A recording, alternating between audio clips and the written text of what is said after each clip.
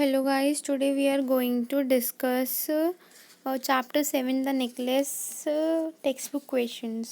So मैं आपको question समझाऊंगी और अगर आप उसमें कुछ एडिशनल ऐड कर सकते हैं तो आप अपनी मर्ज़ी से कर सकते हैं, जो भी मैं समझाऊंगी और जो मैं आंसर्स आपके साथ शेयर कर रही हूँ।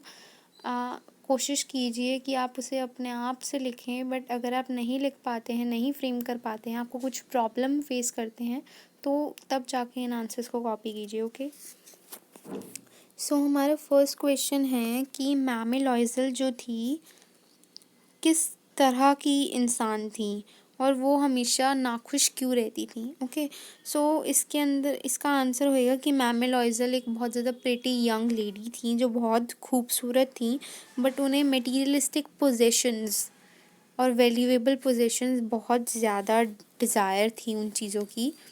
उसकी बहुत डिज़ायर थी उन्हें, बट डेस्टिनी के एरर से, पुअर डेस्टिनी और due to error of destiny, वो एक क्लर्क्स की फैमिली के अंदर उनकी शादी हुई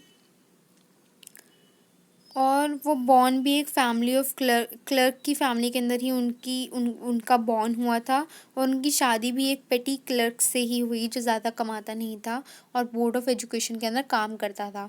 और उनकी जो एस्पिरेशंस थी, उनकी जो लाइफ के अंदर एम्बिशंस थी, वो पूरी नहीं हो सकती थी और वो सफ़र करती थी उस चीज़ के अंदर।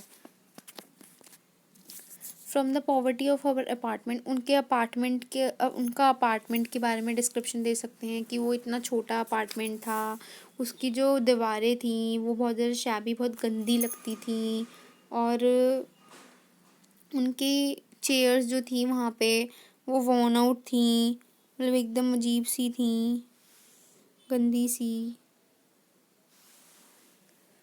And now on the second, let us come on the second question. Now let us come on the second question. अब इस क्वेश्चन के अंदर है कि उनके जो हस्बैंड थे वो कैसे इंसान थे मैमी लॉयज़ल के। तो मैमी लॉयज़ल के जो हस्बैंड थे वो काफ़ी प्रैक्टिकल थे, डाउन टू अर्थ थे और उन्हें वैल्यूएबल पोजेशंस जो थे उनकी इतनी तलब नहीं थी, उनको इतना उनकी डिज़ायर नहीं थी। वो उन चीज़ों के बिना भी रह सकते थे और बहुत ज़्यादा सेटिस्फाइड ही रहते थे अपनी चीज़ों के अंदर। वो अपनी वाइफ से बहुत ज़्यादा प्यार करते थे और उनके लिए और उसके लिए उन्होंने अपनी जो सेव करी हुई मनी थी वो भी सेक्रीफाइस कर दी उनको उनकी ड्रेस दिलाने के लिए।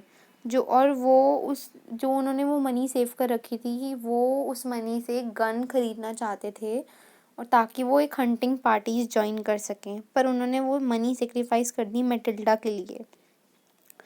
वो उसे हमेशा खुश देखना चाहते थे, हमेशा सेटिस्फाइड देखना चाहते थे और वो एक बहुत ज़्यादा हार्ड वर्किंग अंडरस्टैंडिंग इंसान थे जो कि बहुत ज़्यादा ऑनेस्ट थे और उनके अंदर बहुत ज़्यादा पेशेंस थी।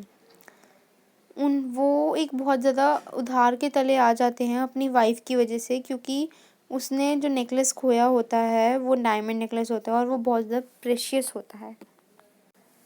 Next question is what fresh problems now disturbs Mammy Loisel. अब ऐसी कौन सी प्रॉब्लम आ गई थी जिसकी वजह से मैमी लॉयज़ल बहुत ज़्यादा डिस्टर्ब फील करती थी।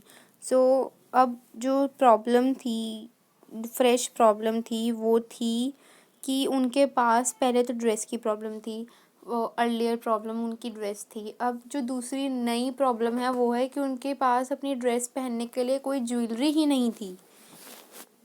इसीलिए उन्होंने कहा कि अपने हस्बैंड को कि ये कार्ड प्लीज़ आप किसी और को दे दो, इनविटेशन कार्ड, मैं इस पार्टी में सूटेबल नहीं हूँ।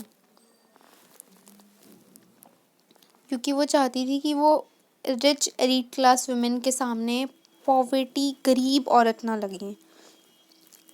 तो नेक्स्ट क्वेश्चन इज़ कि वो प्रॉब्लम सॉल्व कैसे हुई। तो वो प्रॉब्लम सॉल्व ऐसे हुई कि मैटिल्डा के जो हस्बैंड थे उन्होंने मैटिल्डा को सजेशन दिया कि तुम जाके अपनी रिच फ्रेंड जो है मैमे फॉरेस्टियर, उनसे जाके हेल्प मांग लो, उनसे नेकलेस मांग लो उधार, उन्हें कहो कि तुम उन्हें वापस दे दो कि वो necklace. And the next question is what do M and Mammy Loisel do next, मतलब मिस्टर एंड मैमी लॉयज़ल। वैसे ही मैमी लॉयज़ल तो फ्रेंड्स, फ्रांस का ये पूरा सेटअप है, फ्रांस का स्टोरी फ्रांसियंस ने लिखी है, फ्रेंच पीपल ने। तो ये जो मैमे हैं, ये शॉर्ट फॉर्म है मैडम की।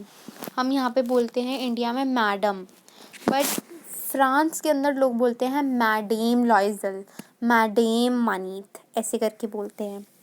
Okay, so now when Mr. and Mammy Loisel discovered that the necklace is missing. जब उन्होंने डिस्कवर करा कि जो नेकलेस था वो मिस हो गया, लॉस्ट हो गया, उन्होंने खो दिया है, तो फिर उन्होंने बहुत ज़्यादा कोशिश करी उसे ढूंढने की।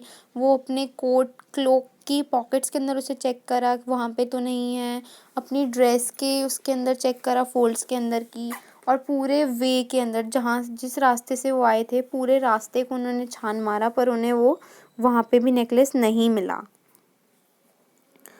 उन्होंने बहुत ज़्यादा कोशिश करी और उसके बाद फाइनली उन्होंने क्या करा, एडवर्टीज़मेंट्स निकाल दी न्यूज़पेपर और कैब ऑफिसेस के अंदर कि जिसको भी वो नेकलेस मिले प्लीज़ उसे लौटा दे, और जो उसे लौटाएगा उसे सूटेबल रिवॉर्ड दिया जाएगा।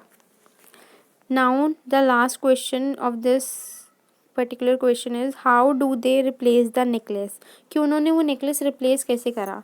अब उनको डायमंड चैपलेट तो मिल गया था जो कि बहुत महंगा था, और उन्होंने वो पैसे उधार लेके जो ख़रीद भी लिया था, पर जो वो बिल्कुल सेम दिखता था मैटिल्डा के नेकलेस से जो उन्होंने पैलेस रॉयल शॉप से ख़रीदा था, जो कि 40,000 फ्रैंक्स का था, पर लेटर ऑन उन्होंने डिस्काउंट लगा के वो 30,000 फ्रैंक्स का पड़ गया था। तो मैमे लॉइजल जो थी उन्होंने क्या